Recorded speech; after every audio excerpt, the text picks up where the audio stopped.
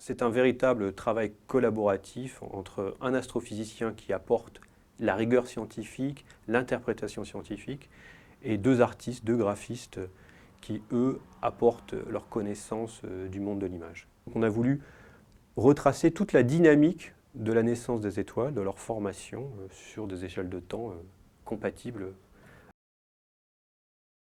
Pour voir en infrarouge, on doit aller au-dessus de l'atmosphère, tout simplement parce que l'atmosphère, pleine de vapeur d'eau, absorbe l'infrarouge, les rayonnements infrarouges de l'univers.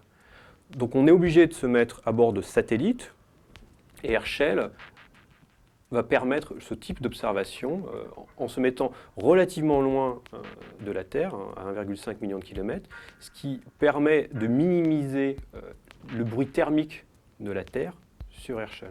Quand on regarde un peu plus près une galaxie, aux côtés des étoiles qui brillent, on voit essentiellement en fait les étoiles massives qui brillent, donc dans une couleur relativement bleue. À côté de ces étoiles, on voit des zones beaucoup plus sombres. Et la question qu'on peut se poser, c'est de savoir si ces zones sombres sont vides ou si elles sont remplies de matière qui n'émet pas de lumière visible ou dont la lumière émise dans le visible est totalement absorbée. D'où l'intérêt d'aller observer dans l'infrarouge, car contrairement aux idées reçues, l'infrarouge dans l'univers ne mesure pas le chaud, mais le très froid.